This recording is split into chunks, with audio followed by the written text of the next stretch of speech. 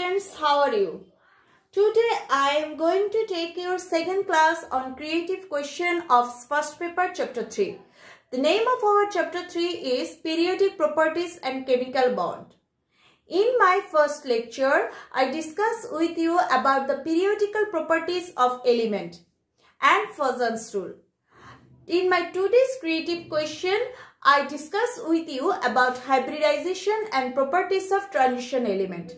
I think all of you will enjoy the class, and I thought that all of you will clarify the creative question which I discussed in this class. Let's start our class. So students, this is our first creative question. The question is here element and here electronic configuration of the outermost shell is given. You have seen that first one is P. Its electronic configuration of outermost shell is N-1d6NS2 where N equal to 4. That means it is 3d6-4s2. So as it is 3d6-4s2, you know this is iron. Now come to second element, it is Q. When we put 4 here, then it will be 3d10-4s1. So it is 3d10-4s1. You know it is an exceptional electronic configuration which represented that it is copper. And R is 3d10-4s2. That means elements after copper. So it is zinc. That means here our P is iron, Q is copper and R is zinc. So what is the question? First question is why does P element show different oxidation number? And second question is why the color of chloride compounds of Q and R are different. That means why in my first question is based on iron, and in my second question it is based on copper and zinc. So let's start our first question. So students, our first question is why P element shows different oxidation number. We have seen that our P is iron. So if we write the electronic configuration of iron, then it will be like this. 1s2, 2s2, 2p6, 3s2, 3p6, 3d6, 4s2. And the stable ion of iron is Fe2+ and Fe3+. The electronic configuration of Fe2+ is 1s2, 2s2, 2p6, 3s2, 3p6 and 3d6. So what you have seen? You have seen that in a stable state of iron, there is a partially filled d orbital is present. You know the element which has partially filled or half filled d orbital in its stable ionic state is known as transition element. As iron's stable ionic state partially filled d orbital is present, that means it is a transition element. So one properties of transition element is they shows different or variable oxidation number. Why this happened? This happened because the difference of energy level between 3D and 4s is negligible. For 3D, the value of N plus L equal to 5 and for 4s it is 4. As the difference of N plus L value between 3D and 4s is negligible, that's why the transition element can use 4s orbital to create different number of unpaired electron. Again, you know in 3D orbital, there are 3D shell. That means in 3D orbital there are 5 orbitals. By using 3D and 4s, the transition element can create different number of unpaired electron. As iron is also a transition element, so it is also create a different number of unpaired electron or different number of oxidation number by using 3D and 4s. That's why transition element shows variable oxidation number. So the gist is, first of all, what is transition element?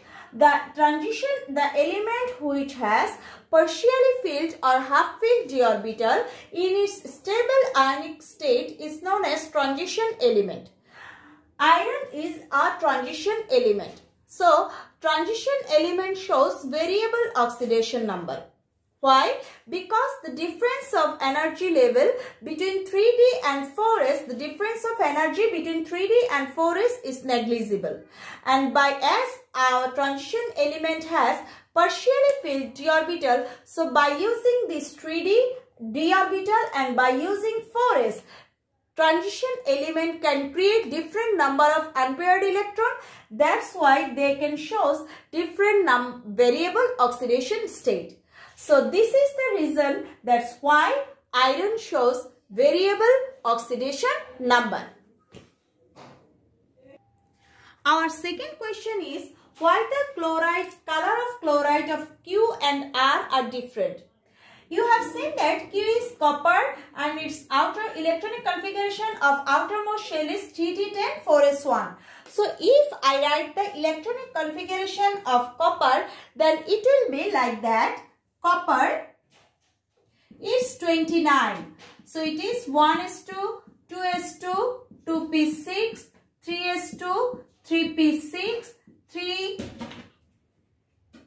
3d10 and 4s1.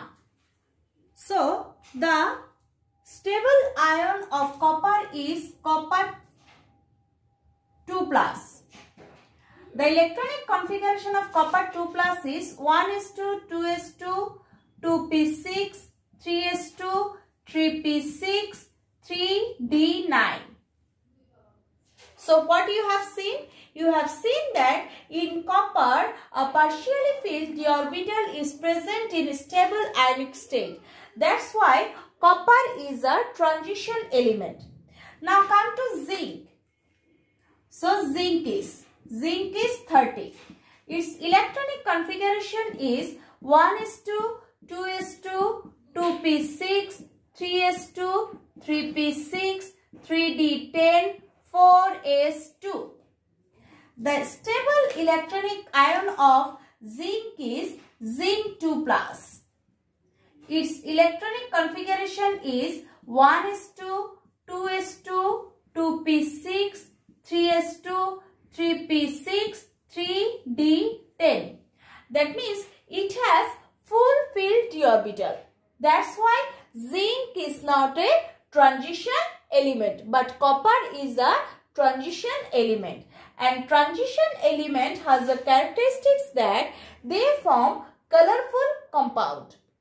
Why they form colorful compound? Now let's discuss why transition element form colorful compound. Transition element has vacuum d orbital.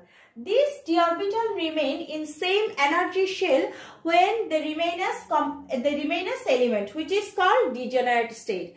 But when transition element form compound, that means when they join with ligand by coordinate bond, then this d orbital is split up, and this is called non-degenerate state.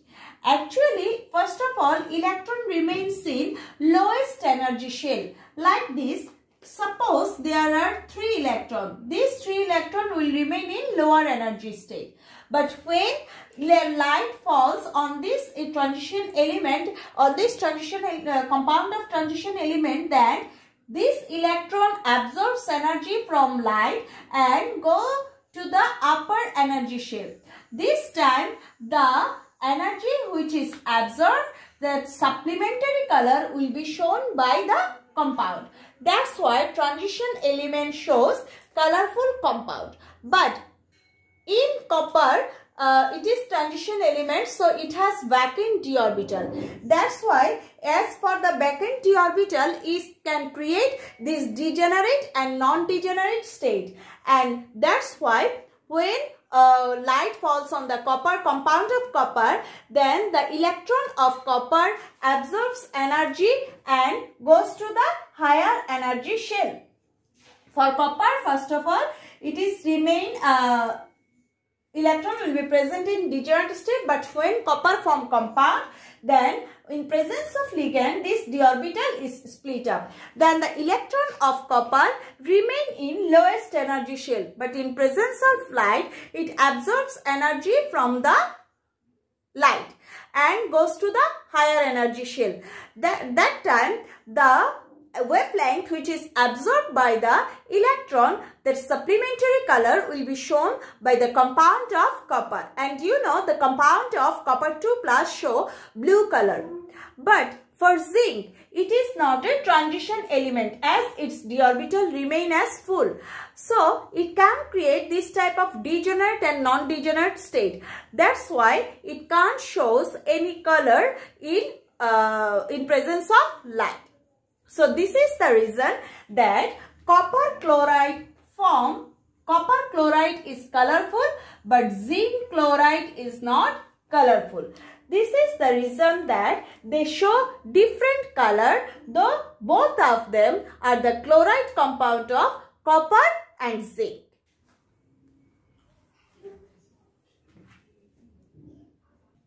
So students, let's start our second creative question. A is Np2. Here n equal to 2. That means its outermost configuration is 2p2. So it will be carbon. B is Np3. N equal to 2. That means 2p3. So it will be nitrogen. C is Np4. That means here n equal to 2. So it is 2p4. That means it is oxygen. So come to the question. Explain the hybridization of the central atom of the hydride compound of A. Hydride compound of A is CH4. That means you must explain the hybridization of CH4 in this question. Why are the bond angle of the hydride of B and C element are different? The hydride of B is NH3 and the hydride of C is H2O. So why the bond angle of NH3 and H2O are different? Analyze. These two are the questions. So let's start our first question. Students, we start our second question. The bond angle of the hydride of B and C are different. So first of all, we started by the B compound. B is nitrogen. Do you know the hydride of nitrogen is NH3?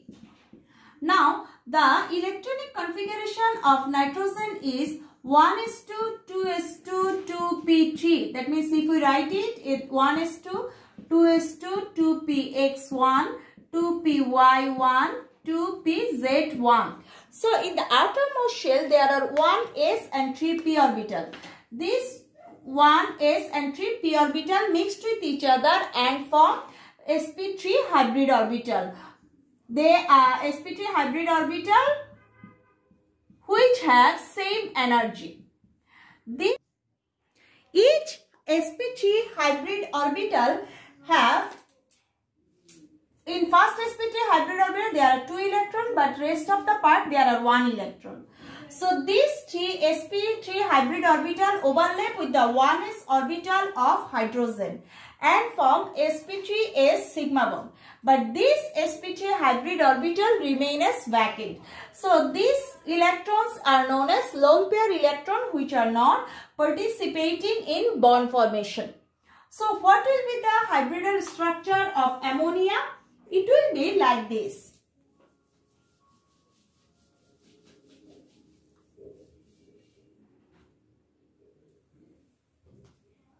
It will be like this. First of all, in ammonia, you know 1 s orbital and 3 p orbital.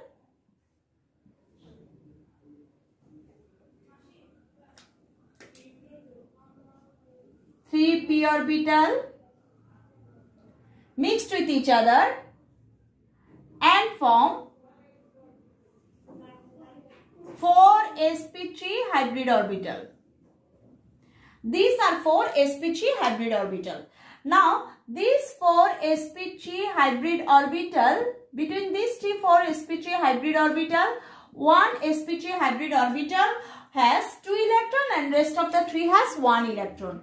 So, the structure is like that. If we draw it in this way, then it is like that. Here 2 electrons and rest of the part has 1 electron. these three sp3 hybrid orbital overlap with the 1s orbital of hydrogen and form sp3s sigma bond. So there are 2 electron, there are also 2 electron, there are 2 electron, but this is one of nitrogen and one of hydrogen. So this is the structure of ammonia. Now this type of electron which is not participating in bond formation is known as lone pair electron, and this type of electron which is participating in bond formation, which is not participating in bond formation, known as lone pair, and this type of electron which is participating in bond formation is known as bond pair. So for the presence of this lone pair, there are repulsion occur. Like this lone pair repulse with this bond pair, then this bond pair will repulse with this bond pair. That means there are 2 type of repulsion will take place. One is LP BP, another one is BP BP. For these 2 type of repulsion, the bond angle will decrease and it will come to 107 degree. So the bond angle of ammonia is 107 degree and its shape is triangular pyramid. Now start our second hydride compound, that is H2O. So in H2O, you know the central element is oxygen. So we start our H2O. Here central element is oxygen. The electronic configuration of oxygen is 1s2, 2s2, 2p4. That means it will be like that: 1s2, 2s2, 2px2, 2py1, 2pz1. So you have seen that in the outermost shell 1s and 3p orbitals are present, which mixed with each other and form 4 sp3 hybrid orbital. 4 sp3 hybrid orbital. Between these 4 sp3 hybrid orbital, 2 sp3 hybrid orbital have 1 pairs electron and 2 sp3 hybrid orbital each has 1 electron. Now this sp3 hybrid orbital overlap with the 1s orbital of hydrogen. And form 2 sigma bond. This way H2O is formed, but 2 sp2 hybrid orbital has 2 electrons which are not participating in bond formation. This type of electrons are known as lone pair electrons. So what will be the hybrid structure of water? The hybrid structure of water is like that. If we draw oxygen at the center and these are the sp3 hybrid orbital of oxygen, then between these 4 sp3 hybrid orbital, these 2 orbital has 2 electrons which are not participating in bond formation, and these 2 has 1 electron which are overlap with 1s orbital of hydrogen and form sigma bond. So these are the bond pair electrons. So the electrons which are not participating in bond forming, they are known as lone pair, and the electrons which are participating in bond pair, they are known as bond forming, they are known as bond pair. So there are 2 bond pair and 2 lone pair electrons are present in water after forming bond with hydrogen. For this reason, there are several repulsion are occur, like this LP repulse with this bond pair, then this bond pair repulse with this bond pair, then it is again this lone pair and this and this. That means here 3 type of repulsion will take place. One is LP-LP, another one is LP-BP, and third one is BP-BP. For these 3 type of repulsion, its bond angle will decrease to 104 degree and its shape will be angular. So, from our above discussion, we come to a conclusion that in ammonia and water, the bond angle are different, because In ammonia, the structure will be like this. And nitrogen has one lone pair electron. For the presence of this lone pair electron, there are two types of repulsion occur. One is LP-BP, another one is BP-BP.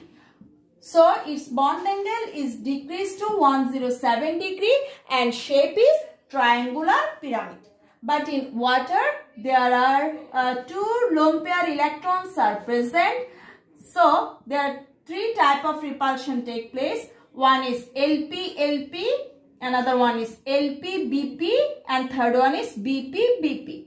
For this three type of repulsion, its bond angle is decreased to 104 degree and shape is angular. That means our question will be clear that though the hydride of B and C have same type of hybridization, but their shape are different because of the presence of different number of lone pair electrons. Students, no more today. I hope all of you will clear about this creative question. All of you will practice this type of creative question in home for your brilliant result. Goodbye.